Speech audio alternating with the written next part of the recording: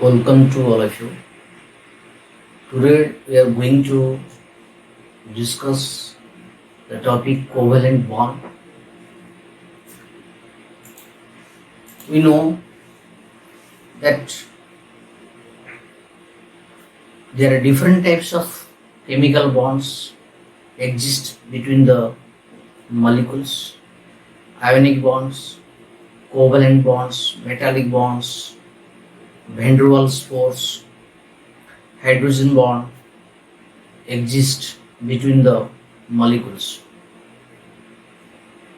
But covalent bond is a special case. In this type of bond, the electrons are shared by the bonded atoms. This shared pair of electrons remains in between two atoms, and it is usually formed between nonmetals because nonmetals have tendency to accept electrons, so nonmetal cannot donate its electrons.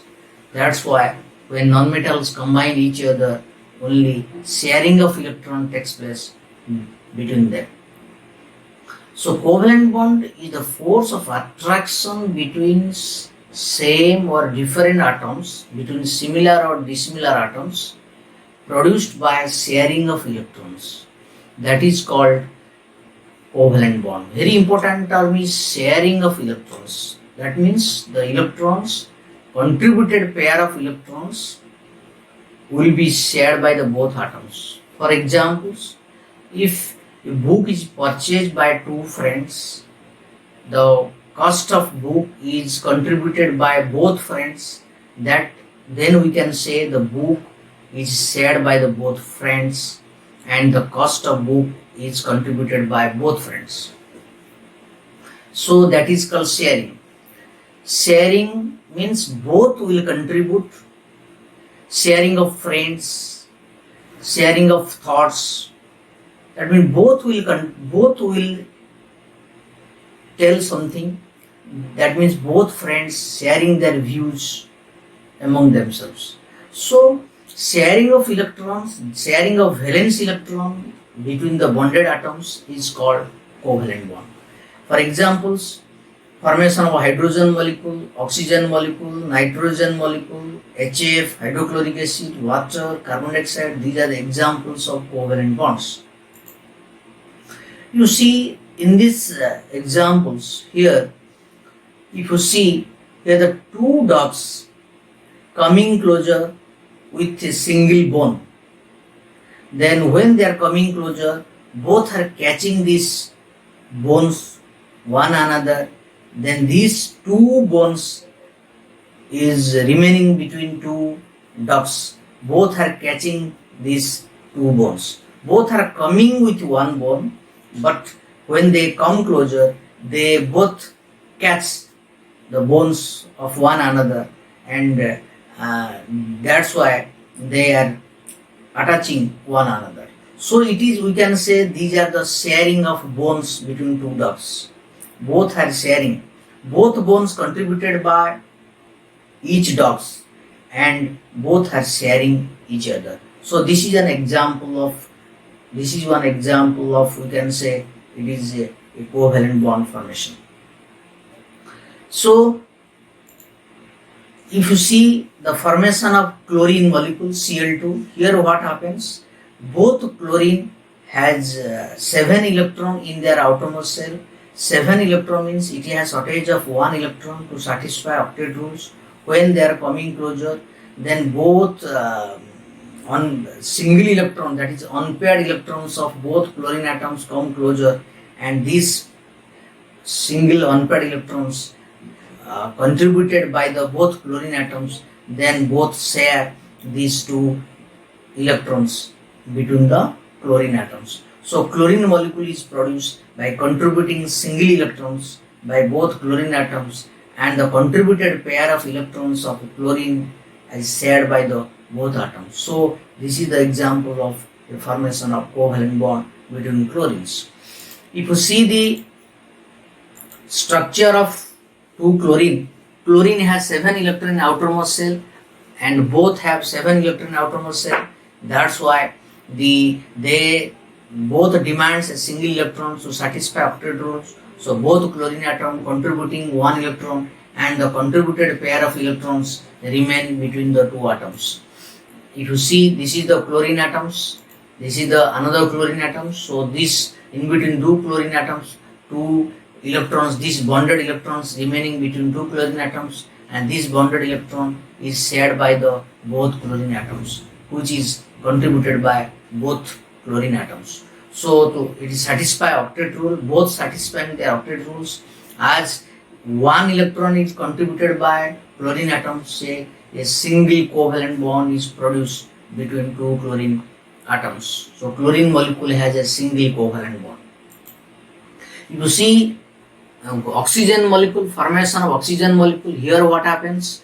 Oxygen has 6 electron in outermost shell, so they demands another 2 electron to satisfy the octet configuration. So to satisfy octet configuration, both chlorine atom, both oxygen atoms contributing 2 electrons for the formation of bonds. So both are contributing 2 electrons. So the 4 electrons remaining between two oxygen atoms.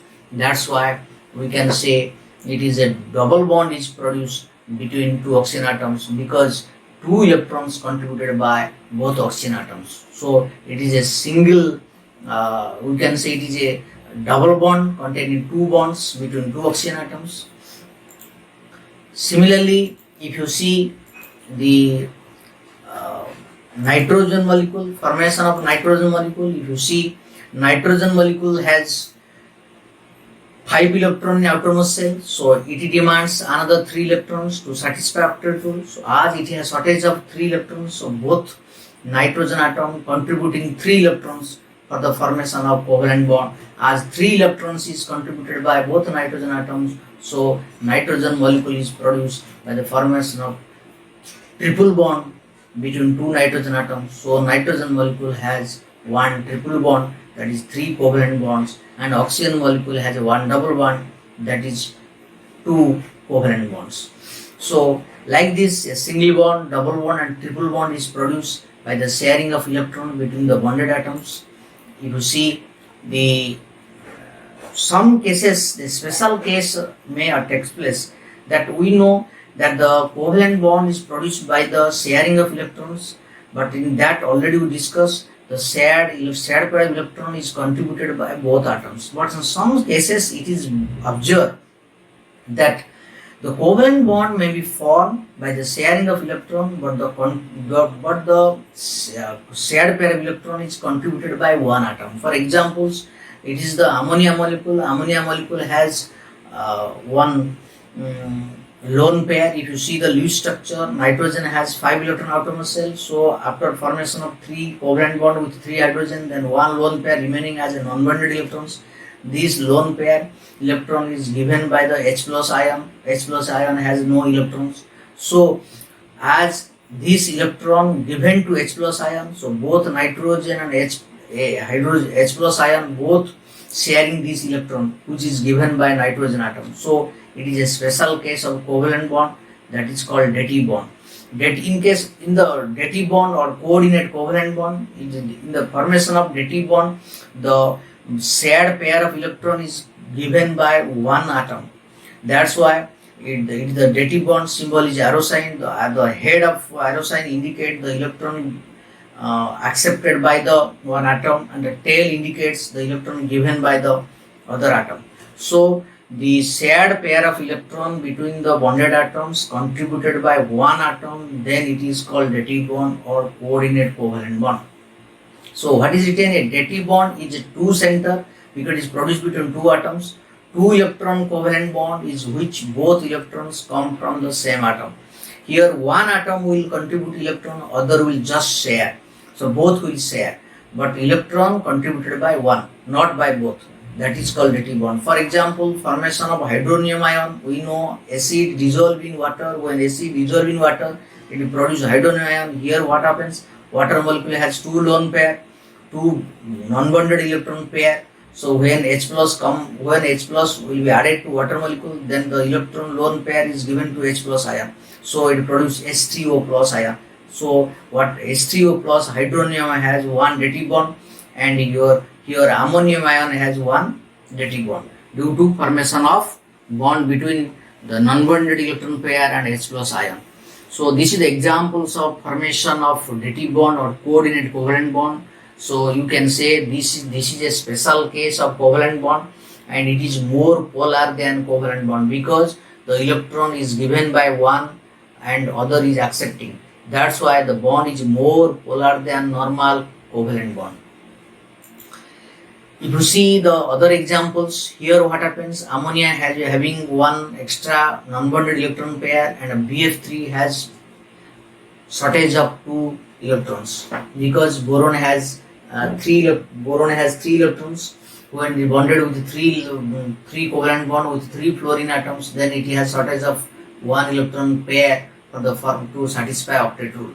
That's why boron has vacant orbitals, vacant electrons.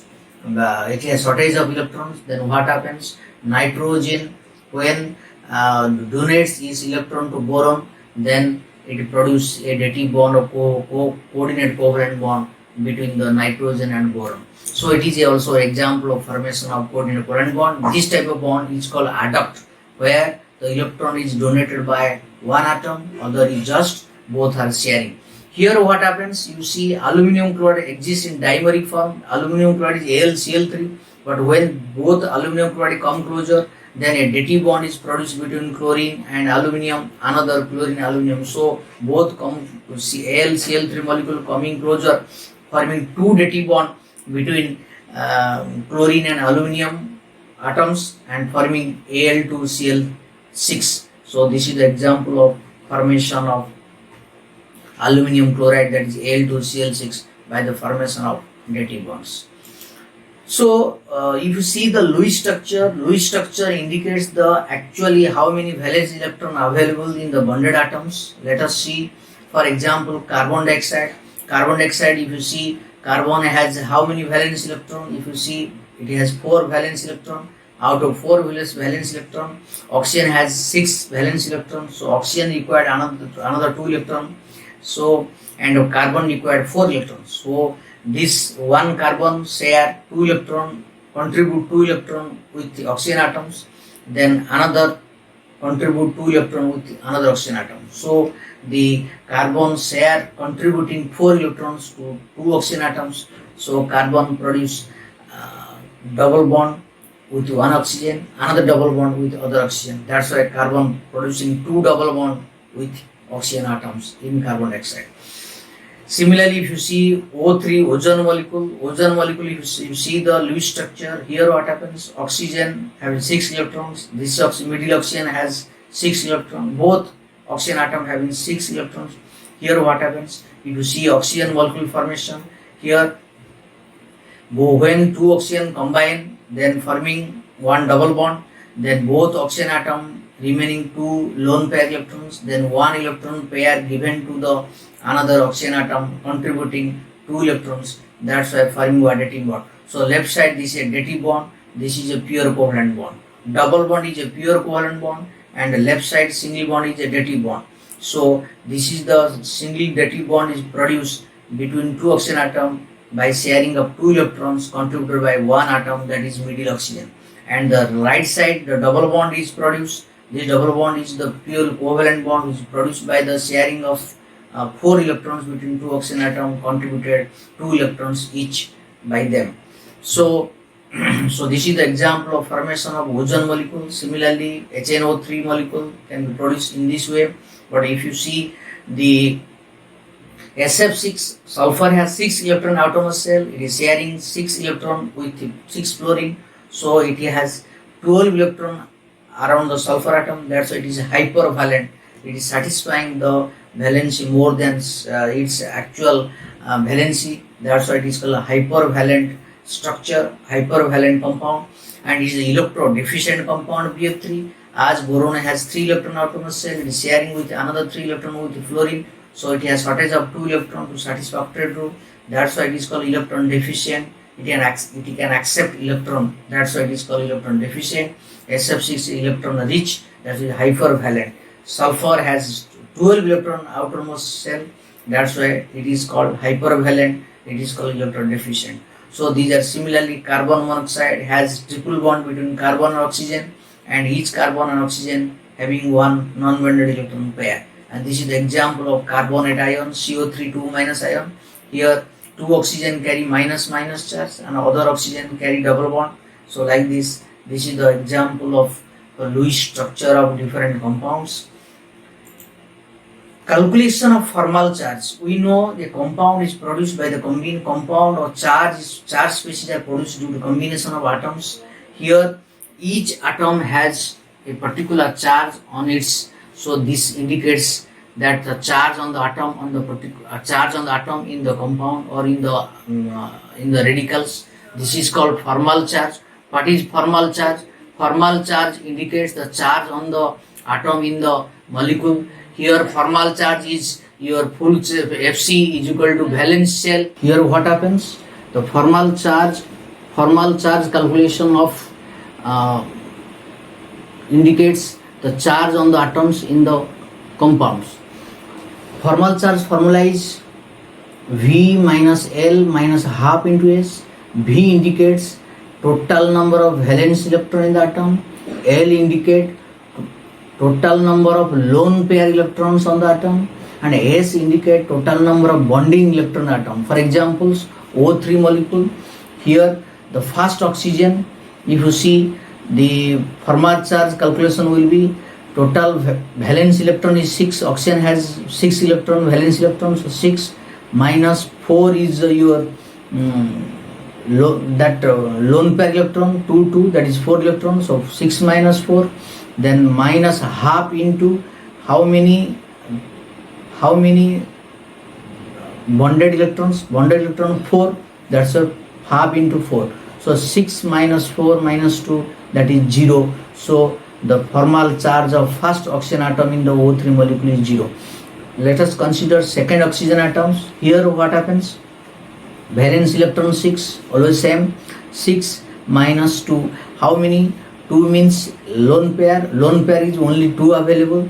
So 6 minus 2 and minus half into how many how many number of bonding electrons? Here number of bonding electron is how much? 6. Here left side 4 and right side 2, that is 6. So 6 minus 2 minus half into 6, result is 1, that is plus 1. So 1 is the formal charge of the middle oxygen atom. If you see the third case, third oxygen atom, same, 6 minus total L, that is number of L means total number lone pair electrons. Total lone pair is 6, total electron is 6, so 6 minus 6 minus a half into bonded electron 2, so half into 2, that is 1. So 6 minus 1, that is answer is minus 1. So minus 1. So these are the first oxygen carry 0 formal charge, second oxygen carry 1 plus 1 formal charge,